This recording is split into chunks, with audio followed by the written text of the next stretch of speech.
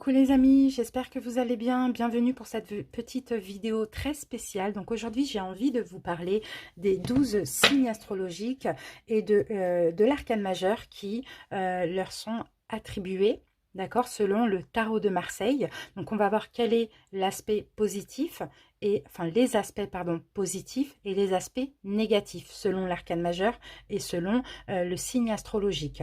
Alors ici, nous avons 12 arcanes majeurs qui correspondent aux 12 signes astrologiques, mais nous avons également 10 autres arcanes majeurs pardon, qui va correspondre aux 10 planètes, d'accord? Parce que dans le tarot, il y a 22 arcanes majeurs. Donc on va voir ça tout de suite. En tout cas, j'espère que cette vidéo va vous plaire. Bien évidemment, si vous l'aimez, n'hésitez pas à la liker. N'hésitez pas à commenter pour m'en faire part. Comme ça va me donner envie aussi de continuer un petit peu à parler d'astrologie, pourquoi pas. Et bien on va commencer tout de suite les amis avec le premier signe astrologique, donc du bélier. Donc là, le signe du bélier, son arcane majeur qui lui est attitré selon le tarot de Marseille, c'est l'empereur. Et là, alors je vous ai mis deux jeux pour voir un petit peu ce qui revient au niveau de l'illustration. Déjà, comme vous pouvez le voir ici, nous avons le signe du bélier. Ici également, donc voilà, sur les deux jeux, on a le signe du bélier. Donc l'empereur, généralement, dans tous les tarots, hein, il sort avec des colonnes comme ça, entourées de colonnes. Donc là, on a clairement la stabilité. Il sort aussi, l'empereur, généralement, avec un ou deux sceptres dans ses mains. Donc là, on a le pouvoir, bien évidemment. Et généralement, là, c'est doré, hein, c'est doré, donc c'est un royaume, c'est la victoire, c'est un empereur, donc c'est au-dessus d'un roi. Vous voyez, c'est vraiment quelqu'un. D'accord? Donc l'empereur, par rapport au signe du bélier, dans son aspect positif, on va parler de force, on va parler de pouvoir, on va parler d'organisation. Les béliers sont des personnes organisées, des personnes qui ont une force intérieure extrême, des personnes qui sont sûres d'eux, des personnes qui sont généralement très ambitieux aussi. Ça, on peut le voir aussi avec le côté de l'empereur qui veut être un roi, qui est plus qu'un roi, excusez-moi, qui est un empereur, vraiment. Et dans l'aspect négatif, justement, là, on va parler de manque d'organisation. On va parler aussi d'un côté un petit peu trop rigide, d'accord, un petit peu trop vaniteux, trop de pouvoir aussi, dans l'aspect négatif. Qu'est-ce qu'on peut dire de plus? Bon, généralement, les béliers sont des gens des personnes qui sont tellement sûres d'eux que généralement, ils arrivent à réussir dans la vie. Ça peut être aussi des personnes qui sont à leur compte, chefs d'entreprise aussi. En tout cas, il y a beaucoup d'ambition derrière tout ça. Mais attention au côté rigide, trop de pouvoir aussi, hein. C'est vraiment ça qu'on retient de cette énergie de l'empereur. Voilà pour les béliers. Maintenant, on va passer au signe du taureau, qui correspond au pape. Donc, dans les deux jeux différents, ce qui nous frappe directement aux yeux, ça va être les religions. Vous voyez, les croyances, les religions. Ici, nous avons le signe du taureau. Là, on a le pape et ici, nous avons la foi. C'est l'arcane majeur numéro 5. Donc, on voit aussi une notion de sagesse aussi avec cette histoire de religion et de croyance. On a plusieurs religions. D'ailleurs, ici, on a les 4 religions. Ici, on a religion, mais on a aussi la spiritualité. On a les croyances, différentes croyances aussi. Alors, donc, du coup, le taureau, les personnes du signe de leur taureau, dans l'aspect positif, ce sont des personnes qui, bon, certainement ont des croyances, qui ont une sagesse, qui sont souvent peut-être qui sont dans les métiers de l'enseignement, de l'apprentissage aussi, pourquoi pas. Pour certains, peut-être qui sont très religieux aussi, ça c'est fort possible, où il y a un côté spirituel ou religieux. D'accord, c'est pas que religieux, ça peut être aussi spirituel. Il y a une sagesse divine hein, dans les taureaux, il y a une sagesse divine. Euh, ce sont des personnes, des bons conseillers aussi, des personnes qui des bons conseillers, mais comment je peux dire ça Des personnes très organisées aussi. C'est ce qu'on peut voir avec leur arcane majeur qui leur est euh, dédié. Alors, et dans l'aspect négatif du taureau, selon cet arcane majeur, là, on va parler peut-être de pas du tout de croyance, donc tout le contraire en fait, pas du tout de croyance, pas du tout dans la religion pour certains, pas non plus, pas de sagesse non plus, sont un peu dans l'aspect négatif des personnes qui... bon, il faut savoir que dans les signes, on a tous le côté, positif et le côté négatif hein, du signe, bien évidemment. Alors, dans l'aspect négatif du pape, on va avoir peut-être des personnes qui sont un peu... J'ai comme un esprit jeune, comme une âme jeune, des personnes qui ont envie un peu d'être libres, qui sont très ouverts d'esprit, qui ont envie un peu de faire ce qui leur convient, tout simplement. On peut avoir aussi le côté susceptible dans l'aspect négatif, le côté fragile et le côté vulnérable. Hein. D'accord? Donc ça va être l'aspect négatif du signe du taureau. Donc il n'y a pas que ça, mais en tout cas, ça c'est selon l'arcane majeur. On passe maintenant aux Gémeaux. Alors, les Gémeaux, le signe du Gémeaux, son arcane majeur qui lui est dédié, selon le tarot de Marseille, c'est les amoureux.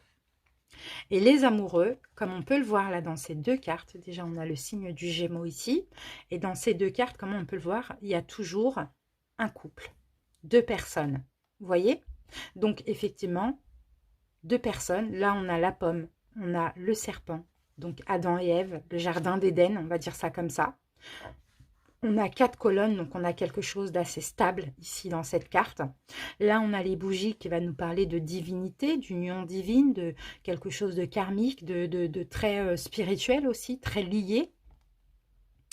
D'accord? Donc les Gémeaux, dans leur aspect positif, ils sont complètement en accord avec eux-mêmes. Ils sont beaucoup dans l'amour aussi. C'est un signe qui est beaucoup dans l'amour d'autrui, mais aussi dans l'amour de soi, dans l'aspect positif. Il y a cette faculté à choisir avec sagesse aussi, j'ai envie de dire. C'est un peu ça que je peux ressentir ici. On a un équilibre aussi dans le côté positif, un équilibre des personnes alignées, en accord avec eux-mêmes, je le répète encore, en harmonie aussi dans leur propre complétude. Et dans l'aspect négatif, on va avoir la difficulté à choisir, d'accord? La difficulté à choisir, la difficulté à aimer, pourquoi pas, hein, pour certains. Un déséquilibre avec, avant tout, soi-même, un déséquilibre de sa part yin et sa part yang. On peut voir ça comme ça aussi. Un manque de confiance en soi. Un manque de confiance en soi. Une tendance, pourquoi pas, à l'attraction physique, aux liaisons dangereuses, à la jalousie, à l'infidélité, pourquoi pas, et un manque de contrôle. Voilà l'aspect négatif du Gémeaux. Alors, on continue avec le signe du Cancer, qui correspond à l'arcane majeur du Chariot. Donc là, ce qu'on voit dans ces deux cartes, un char, 2 chevaux, et on avance, on est en mouvement, vous voyez? Il y a du mouvement, ça bouge. On a de l'eau là, hein, qui parle d'équilibre aussi. Les cartes sont quand même assez bleues, hein, donc oui, on a encore les émotions, des émotions. Le chariot est éclairé, ici il s'éclaire de sa lampe pour pouvoir avancer, pour pouvoir prendre en main sa destinée. Donc dans l'aspect positif des personnes du signe du Cancer, c'est des gens qui avancent, c'est des gens qui aiment être gagnants, qui aiment avancer, qui n'aiment pas faire du surplace. Qui recherchent la reconnaissance, qui recherchent la victoire, qui prennent en main leur destinée aussi, hein, qui osent aussi choisir, peu importe avec qui, comment, où, ils avancent. C'est des personnes qui avancent, clairement. Ils aiment le mouvement, ils aiment les changements, d'accord? Ils aiment aussi le matériel parce que l'arcane du chariot, on va parler de fortune, on va parler d'argent, on va parler du côté matériel, du côté pécunier aussi. Ce sont des personnes très créatives qui aiment aussi le changement, donc changer de vie, évoluer, voyager, vous voyez. ils ont beaucoup de chance aussi, cette personne. Dans l'aspect négatif, on va dire que ces personnes avancent, aiment le triomphe, aiment triompher, mais peut-être avancent sans réfléchir. Ça va être l'aspect négatif par moment, en sachant que les signes, tous les signes, on a un aspect positif et un aspect négatif. À nous de choisir lequel côté on garde, on prend. D'accord? Oui, voilà, donc on avance sans réfléchir, on avance trop vite. C'est ça un petit peu l'aspect négatif que peut avoir les personnes du signe du cancer. Euh, des changements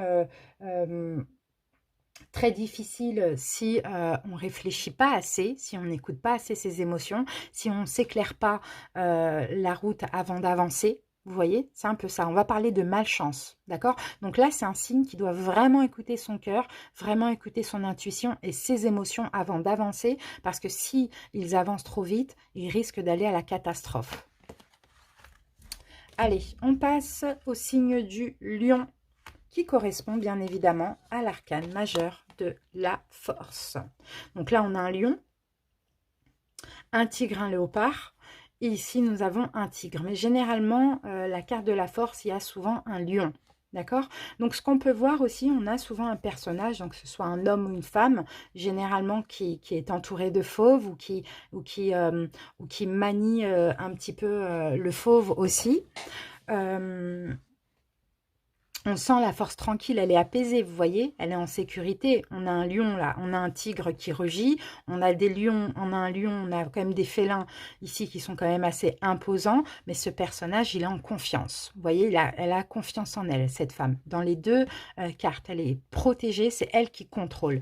Donc les lions, dans leur aspect positif, effectivement, ils ont le contrôle. Il faut avoir, tant qu'ils ont la force tranquille et qui n'abusent pas de leur pouvoir, ils ont le contrôle sur toute situation. Donc, on a le pouvoir. On a aussi la discipline. Hein. Les lions, c'est un signe qui a beaucoup d'énergie, qui est très courageux. Hein. Ça, c'est l'aspect positif. Bon, on a le côté du lion qui aime le luxe, qu'on peut le mettre dans les aspects positifs comme négatifs. Voilà, tout dépend comment on s'en sert. On a une sagesse. Le lion, c'est aussi le signe de la guérison, c'est le signe de la force tranquille, très connecté aux animaux. D'accord, très connecté aux animaux, très connecté à la nature. C'est un signe, ce sont des personnes aussi qui sont très gentilles, qui aiment la passion et qui contrôlent dans leur aspect positif les situations avec douceur. Dans l'aspect négatif, là, on va parler de pouvoir, de pouvoir, comment je peux dire ça, c'est excessif. Dans l'aspect négatif, on va voir des personnes qui sont dans l'excès, qui savent qu'ils ont le pouvoir, qui savent qu'ils peuvent contrôler les choses, mais qui vont en abuser trop. Vous voyez, on peut avoir des problèmes d'ego, d'accord, des problèmes de fierté. Un côté des lions, un côté je sais tout, bien évidemment. Bon, je suis lion, hein, d'accord, ce n'est pas une critique. Un côté vaniteux, un côté perfectionniste, un côté très critique et beaucoup dans les préjugés. D'accord? Donc, en fait, tout ce qui peut être excessif. Donc, je rappelle que dans les signes, on a tous en nous, notre aspect positif comme notre aspect négatif, à nous de choisir lequel on veut utiliser. D'accord? Donc là, c'est vraiment ça l'énergie des personnes du signe du lion. Voilà. On passe maintenant à le signe de la Vierge et nous avons l'ermite. Donc l'ermite, généralement, on a la Vierge ici. Généralement, dans tous les jeux, l'ermite, il a toujours une lampe. D'accord? Il est toujours éclairé d'une lampe. Il est toujours aussi seul, d'accord, dans les jeux, dans un environnement un peu sombre, en paix, souvent en train de méditer, sinon en paix, mais toujours éclairé de sa lampe. Donc les vierges, les personnes du signe de la Vierge. Dans l'aspect positif, on va parler de sagesse avec l'ermite. On va parler de sagesse, on va parler de méditation, on va parler du fait de réfléchir avant d'agir. Ça, c'est très important. La recherche, la solitude aussi, la solitude qui est des moments de solitude qui sont bénéfiques pour les personnes du signe de la Vierge.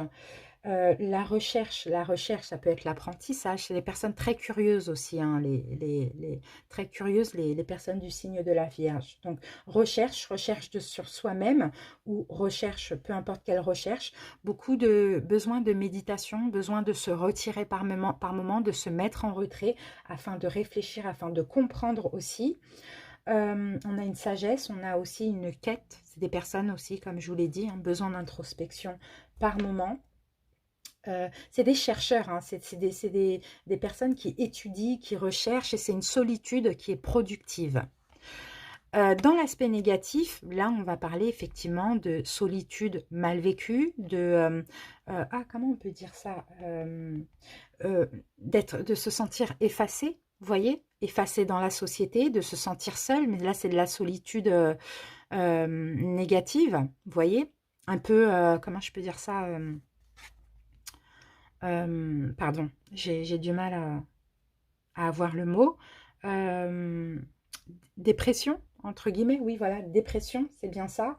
Le fait de s'isoler, les vierges, ils ont peut-être cette tendance aussi dans l'aspect négatif de s'isoler, d'être craintif, de se cacher, de se dissimuler, de se déguiser, d'avoir des peurs aussi, hein, d'avoir aussi une prudence, hein, qui est complètement irraisonnée. Voilà les aspects positifs et négatifs de ce signe. On continue avec les personnes du signe de la balance. Donc la balance, la justice. La justice, on a la balance ici. La justice, généralement, on a toujours une balance. Vous voyez, on a toujours une balance. Dans ce jeu, on a le yin et le yang, mais oui, ça peut être aussi une balance ici. Mais on a toujours une balance. On a toujours une balance, soit qui est équitable, ou soit qui est un petit peu penchée. Voilà, ça dépend comment les illustrations sont. On peut avoir un ou deux personnages, ça dépend. Mais souvent, oui, voilà, c'est ce que je disais. Souvent, enfin la plupart du temps d'ailleurs, dans les tarots, la balance, soit elle est aveugle, enfin le personnage de la carte, soit il est aveugle, ou soit il a un masque, comme vous pouvez le voir ici. D'accord? Donc alors, les personnes du signe de la balance, dans l'aspect positif, on va parler de justice. On va parler de justice, on va parler de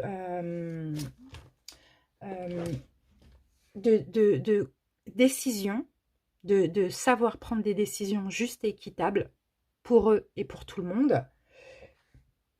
On a des personnes qui sont conscients aussi du karma, de la loi de cause à effet. L'ajustement aussi, l'équilibre des personnes qui sont assez centrées, qui sont équitables, qui évitent aussi les extrêmes. C'est ce qu'on peut voir ici. C'est des personnes justes, hein, de toute manière, hein. En général, les balances, ils utilisent leur aspect positif. Dans l'aspect négatif, justement, on va avoir le fait de se voiler la face, d'être injuste, de ne pas savoir prendre de décisions justes et équitables. On a aussi un côté « je sais tout », un petit peu comme les lions qu'on a vus tout à l'heure et la carte de la force. Un côté perfectionniste, un côté aussi injuste, ouais, inégal. Le fait aussi, le côté vengeur aussi, hein, dans l'aspect négatif, excessif, hein. Excessif, et c'est comme un besoin de clémence, d'accord, mais dans le sens négatif. Voilà les deux aspects pour ce signe-là. On passe maintenant au signe du Scorpion. Le Scorpion, son arcane majeur, c'est la mort. Comme on peut le voir ici, on a le signe du Scorpion. Alors, la mort, généralement, dans les jeux, bon, c'est une carte très sombre, hein, mais elle n'est pas du tout négative, hein, mais c'est une carte très sombre. En général, il peut y avoir un serpent, parce que le serpent, c'est aussi la transformation. On a souvent une tête de mort, hein, bien évidemment, puisque c'est la carte de la mort, c'est une carte sombre. On a la lune, on a vraiment... par moment aussi une faux. Vous voyez, là, on ne l'a pas dans ces deux cartes, mais on a une faux comme si on tranche comme ça, des têtes de mort. Bon, voilà.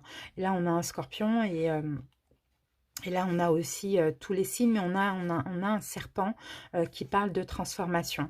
Donc, la mort dans son aspect positif pour le signe du Scorpion.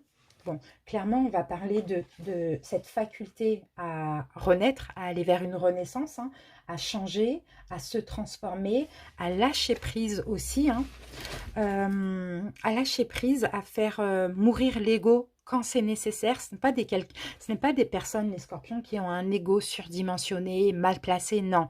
Ils savent faire preuve de bon discernement aussi, hein, dans le sens, dans le côté positif, hein. C'est des personnes qui aiment aussi le changement, qui aiment aller vers une renaissance, qui n'ont pas de problème à mettre fin quand c'est décidé ou quand ça ne leur convient pas. Ils n'ont pas de problème à mettre fin, à aller vers la nouveauté, à évaluer et à se réorganiser si c'est nécessaire, à changer, à éliminer des choses qui ne sont pas positives, à modifier aussi un comportement qu'ils peuvent avoir qui est négatif. D'accord? C'est vraiment des personnes peut-être qui aiment aussi le changement, mais qui n'ont pas de problème à mettre fin à des choses en eux ou dans leur vie. Dans l'aspect négatif de la mort, pour le scorpion, on va avoir des personnes peut-être qui sont dans l'autodestruction, des personnes... Alors, comme je le dis à chaque fois, hein, tous les signes, on a l'aspect négatif et positif. Maintenant, c'est à nous de choisir. Par moment, on va être dans le côté positif, par moment, on va être dans le côté négatif, c'est comme ça. Donc voilà, les scorpions, dans l'aspect négatif, on a le côté... Quand le scorpion est triste, il l'est vraiment. Il ne fait pas semblant. On a le côté de aussi se détruire, s'auto-saboter. Hein, ça, c'est bien connu. Hein. La destruction, le bouleversement. On peut avoir une tendance à la dépression, hein, d'accord? Une tendance à avoir du mal à faire un deuil dans le côté négatif. Hein. Une tendance aussi à résister au changement, aux transformations, à stagner aussi pour certains, ou à être aussi... pour certains, l'autosabotage, c'est aussi le fait d'être dégoûté de soi-même. Donc voilà pour l'aspect négatif du scorpion. On continue avec le signe du Sagittaire. Alors Sagittaire, c'est la tempérance. La tempérance, on a le Sagittaire ici. La tempérance, comme vous pouvez le voir dans ces deux cartes, hein, on a un ange. Voilà, c'est un ange. C'est un ange comme ça qui est en l'air. On a l'eau et le feu. L'eau et le feu. Donc, vous voyez, c'est vraiment le fait de tempérer, de modérer, d'être équilibré. Généralement, c'est ça, hein, la tempérance. Hein. C'est en fait, on met de l'eau sur le feu. Vous voyez, on met de l'eau sur le feu, on tempère. Donc, les personnes du signe du Sagittaire, dans leur aspect positif, ils ont cette tendance à tempérer, à modérer, à mettre de l'eau dans leur vin, à être dans la compréhension, à être dans l'empathie. C'est des anges, quoi. C'est des anges et ils sont très empathiques aussi, hein, les personnes du signe du Sagittaire. Qu'est-ce qu'on peut dire de plus? Ils ont tendance, oui, à modérer, à modifier quand c'est nécessaire. Ils savent aussi se gérer, hein. Ils ont un rythme un peu parfait, quoi, hein. Qu'est-ce qu'on peut avoir en plus? Comment ça me vient, ça? On peut parler aussi de guérison. C'est des personnes qui ont peut-être... il y a beaucoup de Sagittaires qui sont guérisseurs ou qui sont dans le domaine de la santé. Ça, c'est possible aussi, mais en tout cas, ils ont cette faculté à purifier, à guérir, à apporter de la fluidité dans n'importe quelle situation. Vous voyez, ça, c'est vraiment ça. On tempère, on modère. Ils sont cool, les Sagittaires, hein.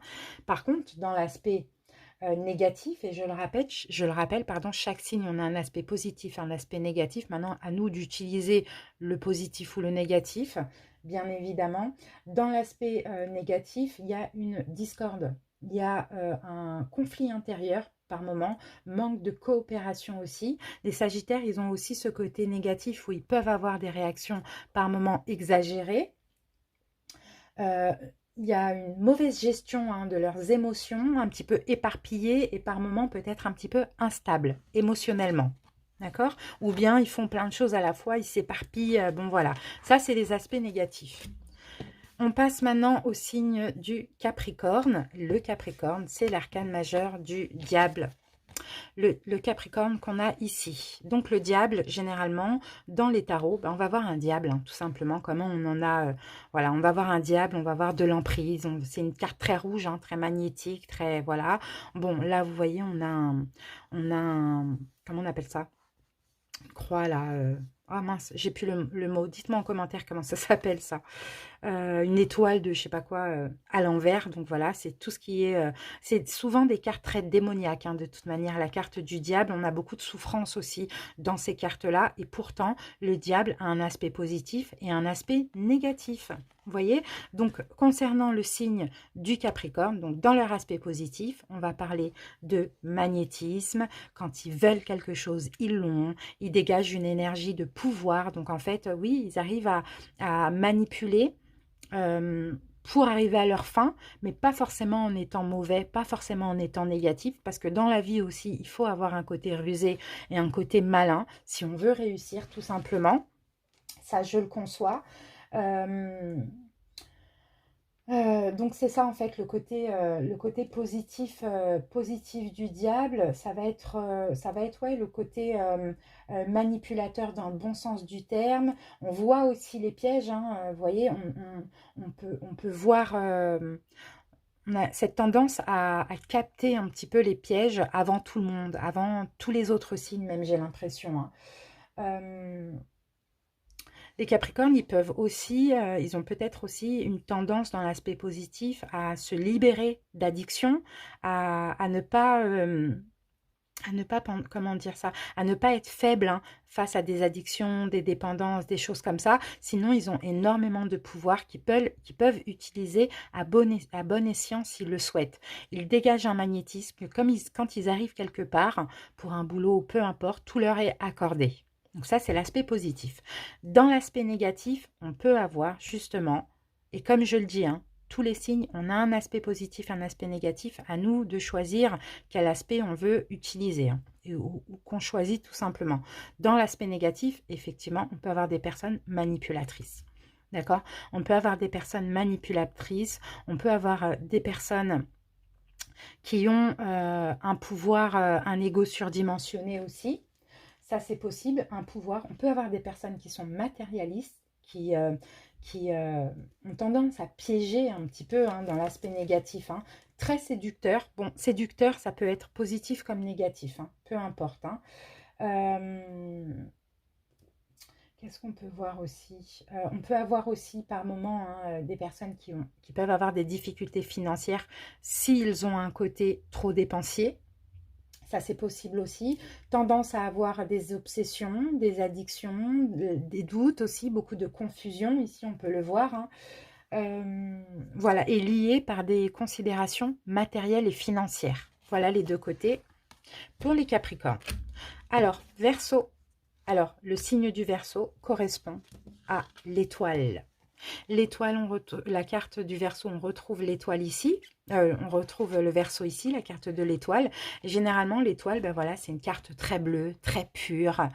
On a souvent un personnage qui vole, hein, vous voyez, on a souvent des étoiles, on a souvent de l'eau qui va nous parler d'équilibre. Souvent, bon ben voilà, on voit que c'est le signe du Verseau parce qu'on verse, hein, on verse de l'eau dans l'eau. Là, en l'occurrence, elle verse des arcs-en-ciel dans l'eau ou sur une étoile au-dessus du monde. Enfin voilà, c'est une très très très belle carte. On voit la légèreté, la fluidité. Donc, le signe du Verseau, dans son aspect positif, généralement, il est guidé, il est protégé, il aime ce qui est fluide, il aime la fluidité, il aime comment dire, être libre aussi, être en paix. C'est surtout ça qui revient avec le signe du Verseau, c'est le fait d'être en paix. C'est des signes qui sont généreux, ils aiment la sérénité aussi. Hein. Généralement, les Verseaux sont des personnes qui peuvent avoir aussi des dons spirituels, qui ont des rêves prémonitoires aussi, ça c'est possible. En tout cas, les Verseaux, dans l'aspect positif, ils ont une vision claire, d'accord? Parce qu'ils sont guidés, protégés. Comme beaucoup de signes, hein, mais ils ont cette tendance à être très connectés au divin ou à la spiritualité. D'accord. Dans l'aspect négatif de l'étoile et des Verseaux, justement, on peut avoir un manque de confiance en eux. On peut avoir par moments un sentiment d'impuissance ou le fait de trop rêver aussi, vous voyez. Le fait de ne pas écouter aussi, hein, sa bonne étoile, ou le fait d'être trop dans le fantasme, dans la rêverie. Euh, on peut avoir ça. On peut avoir aussi par l'aspect négatif un côté hautain aussi du Verseau, ça c'est possible, un côté déprimé, une tendance à la maladie mentale aussi, hein. beaucoup de déception. Et pour certains Verseaux, dans l'aspect négatif, ils procrastinent beaucoup. Voilà.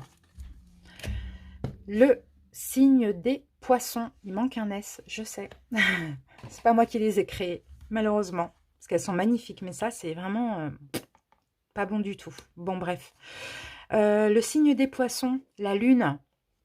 Regardez, on a les Poissons ici. La Lune, bon, généralement, la Lune, bien évidemment, on a la Lune. Souvent, on a l'eau. Souvent, on a l'eau qui parle d'émotion. Là, comme vous voyez, on a deux colonnes, là, ici. Deux colonnes ici qui peut parler aussi de choix ou de doute. Généralement, on a souvent un personnage qui est de dos comme ça, face à la lune, de dos. Bon, là, on a quand même deux loups. Oui, aussi, on a souvent deux chiens ou deux... C'est deux chiens, je crois, ou un chien, un loup. Je sais pas, mais souvent, voilà, on a ça, on a un chien et loup. Alors ça, il faudrait que je comprenne pourquoi. Faudrait que je comprenne pourquoi. Ça, je sais pas. Et puis, l'eau, hein, qui parle des émotions. Donc, la lune, dans son aspect positif, on a donc, les poissons, des personnes très, très, très émotifs. Très émotifs, des personnes. En tout cas, la lune, c'est aussi l'énergie yin, l'énergie féminine. Hein, d'accord? Donc, l'intuition, l'émotion. Des personnes qui ont, qui ont beaucoup d'instinct, qui écoutent leur... très, très pure, très nature. Ça peut être aussi des personnes, généralement, les poissons, qui réussissent, qui ont, comment je peux dire ça, la célébrité, vous voyez, qui sont peut-être dans l'art, dans tout ce qui est artistique et créatif, très lunaire aussi, hein, très dans la lune, comme ça. Hein. Beaucoup d'émotions,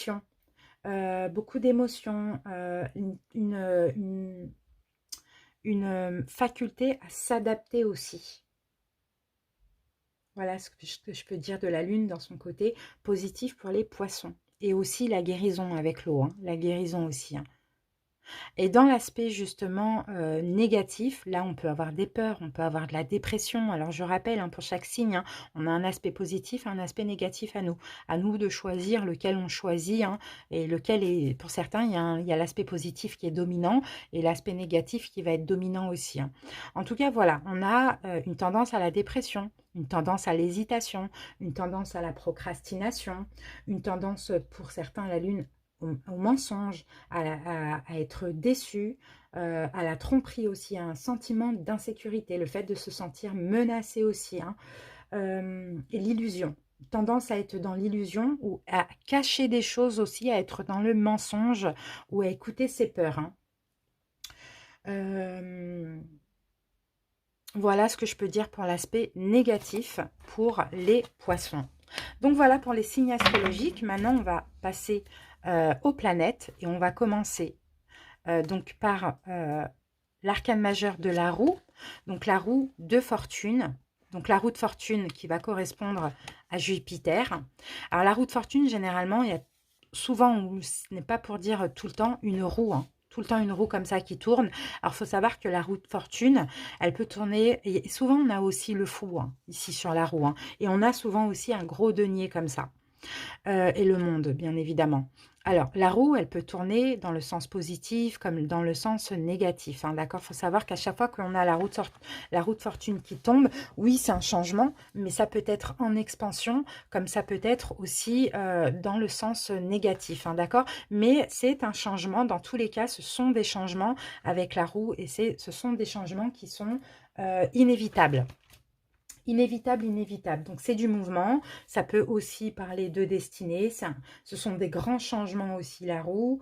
On peut avoir dans progression dans le sens positif, une évolution, une nouvelle vie, un point tournant. Mais dans le côté négatif, là, on va avoir un changement négatif, quoi. Un changement négatif, quelque chose qui échoue. Donc, une relation qui échoue, une entreprise qui échoue. Voilà. La roue, on a vraiment les deux côtés. Donc ça, c'est l'énergie de Jupiter, qui est la planète généralement de l'expansion. Ok, ensuite, le Soleil, la planète du Soleil. Donc généralement, dans les jeux, dans tous les arcanes majeurs, dans tous les tarots, on a généralement de toute manière un Soleil et c'est une carte très très très lumineuse. Hein. Ouais, c'est ça. Et là, on a le Soleil aussi. Donc le Soleil, dans son aspect positif, donc le Soleil, hop, hop, hop, hop. Ça va être le fait d'être heureux, de se sentir bien, d'être dans la joie, dans l'amour, dans le bonheur. Ah, le soleil, clairement, c'est une carte vraiment magnifique, hein. Quand elle sort, on peut parler de gain, on peut parler de gloire, on peut parler de richesse, de confiance en soi, force vitale. Si vous avez la planète du soleil qui passe dans votre signe pendant un mois ou quoi, vous pouvez être sûr que vous allez être heureux quoi, pendant ce mois-là, hein. Euh, la lumière, on a des réalisations, on a la libération, la brillance, on a vraiment la lumière, c'est magnifique. Par contre, dans son aspect négatif, le soleil, là, on va avoir tout le contraire. On va avoir une isolation, un isolement, sinon, si on peut dire ça, les deux. Le côté arrogant, le côté égotique, tape à l'œil, pessimiste, négatif, vous voyez, dépressif. On peut avoir des échecs et des pertes. D'accord? Donc là, c'est pareil, hein. Cette planète, bien évidemment, elle a deux aspects. Cette carte aussi, hein, parce que là, je pense qu'on est plus quand même sur les arcanes majeures, sur les cartes. Ensuite, là, on a la tour. La tour, c'est l'équivalent de Mars. D'accord? Et la tour, généralement, bon ben, comme on voit souvent, il y a des éclairs, c'est une destruction, c'est une maison, une tour, peu importe, quelque chose qui tombe en ruine comme ça. Mais la tour, elle a effectivement deux aspects parce que dans son côté positif, on va parler de reconstruction. On va parler effectivement dans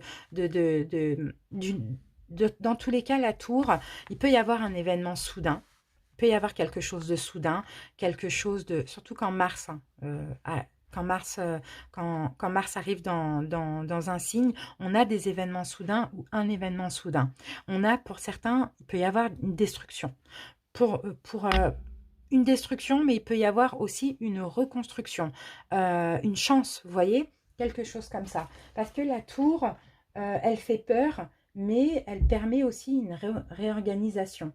Un changement pour le mieux, une reconstruction, se reconstruire sur du neuf, ça permet aussi une libération. Surtout quand il y a quelque chose qui se détruit, qui tombe en ruine, par moment, ben voilà, ça libère et c'est bon. C'est difficile sur le coup, mais après on est libéré et on peut se reconstruire sur du neuf. Mais sinon, ça va être tout ce qui est inattendu, tout ce qui est conflit, tout ce qui est conditions dévastatrices, problèmes financiers, on peut avoir des divorces, on peut avoir des changements soudains, des chutes, des catastrophes. Bon, mais c'est toujours pour du nouveau et pour se reconstruire sur du neuf. Ok.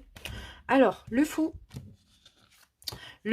c'est Uranus, ici, et c'est l'indépendance, c'est la planète de l'indépendance. Donc, généralement, le fou, comme vous voyez, là, on a deux jokers, mais c'est pas tout le temps des jokers, mais c'est tout le temps quelqu'un qui... Déjà qui est libre, vous voyez, lui il est au-dessus du monde, bon. Et souvent on a le chien, hein, le chien qui essaye de le retenir de... Bon là c'est un petit chat, c'est pas pareil, mais oui, peut-être qu'il essaye de le retenir, mais souvent on a un chien ou un animal, on va dire ça comme ça, qui essaye de le retenir comme si c'est pour lui dire attention, ok, t'es libre, mais ne fais pas n'importe quoi, vous voyez, parce que le fou, il y a quand même une petite part de folie, hein. D'accord? Dans son aspect positif, le fou va nous parler de commencement, d'ouverture, de nouveauté, d'insouciance, d'indépendance, vous voyez, du fait voilà, d'oser, d'avoir confiance en soi, d'être un peu dans un esprit assez libre, assez léger comme ça. Voilà, c'est très positif, hein. En plus, c'est l'arcane 0, donc généralement, oui, c'est de la nouveauté, c'est des nouveaux départs. Mais dans son aspect négatif, justement, on a une folie. On a une irresponsabilité. Vous voyez, on a souvent des hésitations ou le fait d'agir de façon insensée, d'être rebelle, de ne pas être motivé. D'accord? Donc, quand vous avez Uranus qui arrive, on peut avoir ces deux aspects. Ensuite, on a la carte de la grande prêtresse, c'est la lune. C'est la lune. Et la grande prêtresse, généralement, c'est souvent une femme qui porte, bon, je ne sais pas si c'est un voile, un foulard, bon voilà, il y a quelque chose, elle est à la tête couverte, généralement. Comment on peut dire ça? Une couronne aussi, hein, ou voilà, quelque chose là sur le chakra du troisième œil. Euh, Souvent, la grande prêtresse, c'est Elle a un livre, hein, généralement, dans ses mains. Bon, là, elle a un parchemin, mais et là, elle a une boule. Voilà, une boule de cristal. Généralement, c'est soit une boule de cristal, soit un parchemin. Là, elle a le parchemin, la boule, ou un livre, vous voyez. Et là, ça, la grande prêtresse, c'est les émotions. Vous voyez, c'est aussi les intuitions, c'est les émotions, c'est le savoir, c'est la sagesse, hein, vraiment. Hein. Dans son aspect positif, la grande prêtresse, elle va être très intuitive. Il y a quelque chose de très profond. Il peut y avoir des secrets, mais des secrets, c'est comme si on détient le secret, le savoir, je dirais, sur les événements qui vont arriver. Vous voyez, sur notre propre vie aussi. Hein. La grande prêtresse, c'est très lunaire, hein, ça. Hein, c'est très lunaire, c'est très intuitif, c'est très émotif aussi. Hein, c'est la réflexion, d'accord? C'est la mémoire. C'est tout ce qui est inconscient, d'accord? Tout ce qui est caché, mais qui doit rester caché. C'est la spiritualité aussi, la grande prêtresse. C'est le savoir et la sagesse. Dans son aspect négatif, on va avoir un côté changeant, un côté le secret, secret non dévoilé, à but négatif. On va avoir dans l'aspect négatif le contrôle, le jugement erroné, la manipulation ou le côté superficiel. Alors là, nous avons la carte du jugement. Et la carte du jugement, c'est la planète Pluton. Et Pluton qui va correspondre à la transformation et à la renaissance. Donc généralement, le jugement, c'est toujours des morts qui reviennent à la vie. C'est toujours une résurrection. On a toujours un ange au-dessus qui réveille les morts. Donc c'est comme une deuxième chance. Vous voyez, la carte, l'énergie du jugement comme ça. C'est la transformation, c'est la renaissance, effectivement, et c'est la planète Pluton. Donc voilà ce qu'on a dans les jeux généralement. Alors le jugement dans son aspect positif, effectivement, on va parler de transformation, on va parler de renaissance, on va parler de possibilités illimitées, on va parler aussi de prise de conscience, de nouvelles chances, hein, d'accord? Nouvelles chances, d'un éveil spirituel, d'un renouveau. On peut avoir des récompenses aussi, parce que quand il y a une résurrection, c'est que c'est mérité, c'est récompensé. Et là, on peut avoir aussi la guérison au niveau de la santé physique, hein, ou une très bonne santé. Dans l'aspect négatif, le jugement, on a une perte, justement. On a le karma. Donc le karma, c'est un changement négatif mérité, parce que c'est le karma, c'est le boomerang un petit peu. Hein. C'est ça le jugement. Dans son aspect négatif, on va parler de perte, on va parler de mauvaise santé éventuellement, ou de solitude. D'accord, donc Pluton, c'est ça les deux aspects de cette planète. Ensuite, le pendu. Le pendu, le pendu, le pendu. Alors, le pendu, ici, on va avoir la planète Neptune. Et Neptune, ça va être tout ce qui est idéalisé, les idéaux, vous voyez. Bon, déjà, dans la carte, généralement, le pendu, il a toujours la tête à l'envers. À part dans quelques jeux, mais généralement, c'est toujours la tête à l'envers. Il n'est pas attaché. Il peut se délier hein, s'il en a envie, mais il décide d'être comme ça. Pourquoi? Parce que ça peut être aussi une période d'attente, une période de patience qui est nécessaire. Ça peut être aussi nécessaire pour réfléchir à une situation, avoir une vision différente. Vous voyez, ça c'est dans l'aspect positif. Hein. On réévalue sa vision d'une situation. On patiente parce que c'est nécessaire aussi. C'est aussi un lâcher-prise dans l'aspect positif parce que c'est une période d'initiation. On attend le bon moment, donc on se pend volontairement, vous voyez. C'est... voilà. Et dans l'aspect négatif, par contre, là, on va parler de sacrifice. On va parler de renoncer à sa propre volonté. Vous voyez, le pendu dans l'aspect négatif, c'est on renonce à quelque chose. On renonce à sa volonté avant tout. On est dominé et on se sacrifie, on est forcé, on vit un calvaire. Voilà.